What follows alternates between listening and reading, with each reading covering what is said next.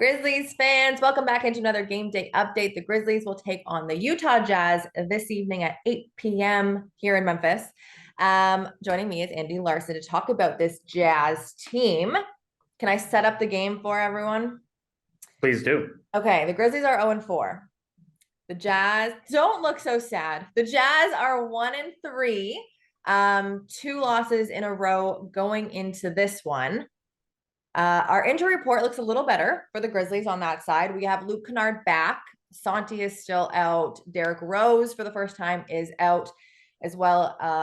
Of course, Brandon Clark, Steven Adams, John Morant, all still out. The Jazz look pretty healthy though, so that's something to look forward to.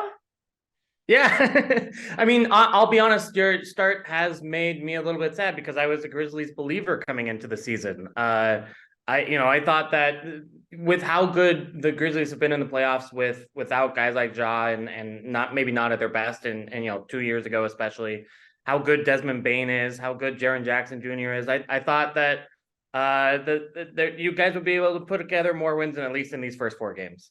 Well, I'm still a Grizzlies believer. Desmond Bane, I think, said it best after the last game. He said, look, there's a lot of positives that we can take. There's a lot of new faces, still building chemistry, and they could go on and win the next 77 games. So we're still happy over here. And I'm excited to play this game tonight because it is one of three in the next month with the Jazz. So it'll be a really good test just to kind of see, where this is and then see where you can progress in the next two games. So let's get to it. The Grizzlies, let's talk about the Grizzlies first. Yes, the Grizzlies are 27th in the league offensively right now. But more importantly, defensively, they're about middle of the pack, and this team really wants to have that defensive identity. They have Jaren Jackson Jr., Defensive Player of the Year. They got Marcus Smart 2 years ago, Defensive Player of the Year. But right now they're allowing 114 points per game, allowing opponents to shoot 41% from the three. And the Jazz have a lot of guys who can score. Lauri Markkanen is averaging 25 points per game. John Collins is averaging a double-double. You have THT, who had a big game, the last game against the Denver Nuggets with 16 points. He's also made 1,000 assists in the first couple games with the Jazz. What's the biggest threat offensively for this Jazz team? What do the Grizzlies need to hone in on? I think it's a big front court, right? Like you have Larry Markkanen really starting at the small forward position, even though he's a 7-footer. Then you've got John Collins at the power forward spot. He's 6'9", long, athletic. And you have Walker Kessler, also a 7-footer, but kind of traditional big man, a rolling pick and roll kind of guy, right? Talking about the way that Memphis likes to play, a big part of that is Jaren Jackson Jr., who I just brought up. He's averaging about 3 blocks per game. He's had games where he's had 5. He's had games where he's had 2 or 3. What threat does he pose to those bigs? Because he is very much gonna try and block shots. And if he doesn't, he is, I would argue right now, the best guy at least altering shots when it comes to bigs. And it's specifically those bigs like Markkanen or like John Collins, not like the back to the basket bigs, but the bigs who kind of play more like him. Yeah, and for sure, I think that the Jazz's bigs will need to be smart about when and how they attack because obviously Triple J can guard the man, but he's also a terrific help defender, right? And that's I think what the Jazz have run into a little bit.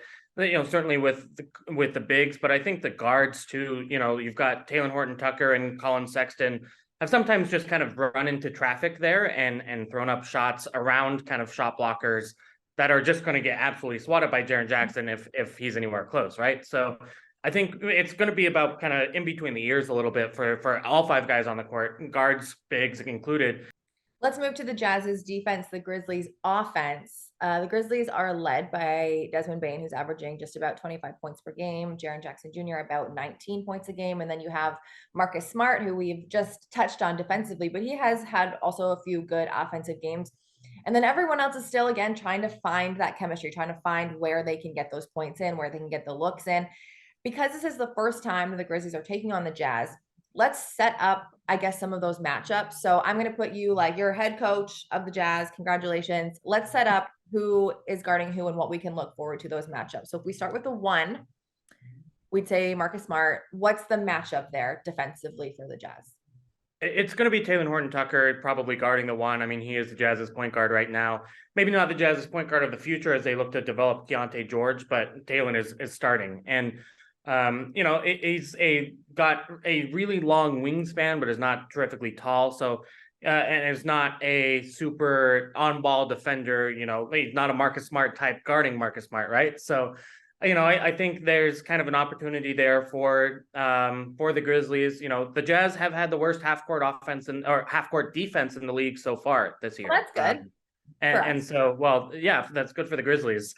So, I think there are kind of opportunities for Marcus Smart and Desmond Bane to have real success in this game. At the two spot, you've got Jordan Clarkson probably guarding Desmond Bane, right? And again, Jordan Clarkson, while he's actually had some good defensive moments and is, I think, maybe a better defender than people give him credit for, he's still an average defender, right? Like, and so Desmond Bane, especially with his strength and size being so different than Jordan Clarkson's, I think can maybe give the Jazz some problems there for sure.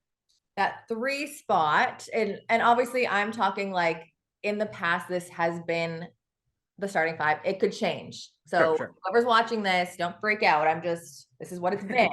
Zaire Williams has started in that three spot. Now he's an interesting three because he's so long, but he's also quite thin. So he's had some matchups where he's getting, kind of pushed around, but he's getting some matchups where he's got the length and it's a huge advantage. Yeah, and with Lauri Markkanen and John Collins on the floor, it's a little bit harder because those guys are so long and stretchy themselves. Maybe not as skinny and as mobile as Zaire Williams is, but also both of those guys, and especially Markkanen, are just so skilled that it's going to be kind of a tricky matchup for Zaire on the defensive end. And then offensively, I think it's something where the Jazz are going to be trying to find a rover at that spot. Frankly, Zaire Williams is a guy. Right now the coaches feel that you can help off of a little bit to help on other players. Okay, and you're talking about those bigs, obviously on the defensive end. It's been great for the Utah Jazz offensively too. I mean, they had 62 points in the paint in the last game. Okay, let's stay on defense for the Jazz. The last two guys are Jaren Jackson Jr. and Xavier Tillman Sr. Yeah, I mean, obviously, either Markkanen or Collins guarding Jaren Jackson Jr. and is such an inside-outside threat. Obviously, will be involved in pick and rolls. I think Xavier Tillman's such a smart player. I loved him in the draft all those years ago, and now, is obviously a huge role player for what the Memphis Grizzlies do. It's such a bummer to miss Steven Adams, but it's going to be interesting with Walker Kessler there. Given he's such a big figure, he's so is a 7-footer, is so tall, is got a ridiculous standing reach as well. The Jazz again have been good on the glass so far this year.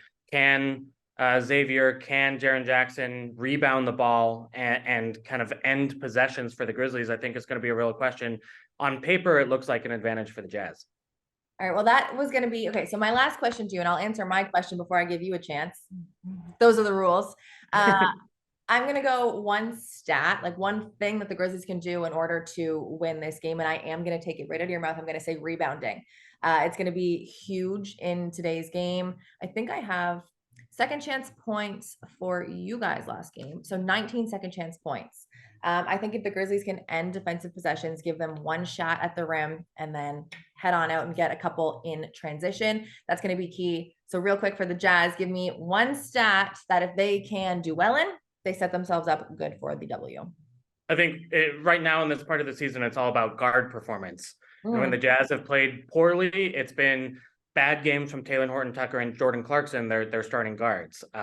When they played well, against the Nuggets and in the win against the Clippers, it was all about Taylor Horton-Tucker taking care of the ball, finding players early with good assists, good passing, and a little bit of team play rather than kind of individual offense that we've seen from some of the guards. So when Jordan Clarkson and Taylor Horton-Tucker are passing, when they're shooting the ball well, when they're scoring well, they're much better players, much harder to stop. And, if the Jazz's guards play well tonight, I have a pretty good feeling about this game for the Jazz.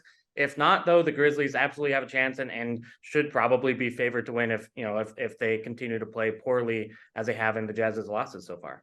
So we need some good guard defense is what you're saying. Luckily, yeah, then Marcus Smart comes along, right? You have that guy just for that purpose. I am very excited, and I thank you a ton. It's two pretty desperate teams, right? Which always leads to a good matchup. Yes.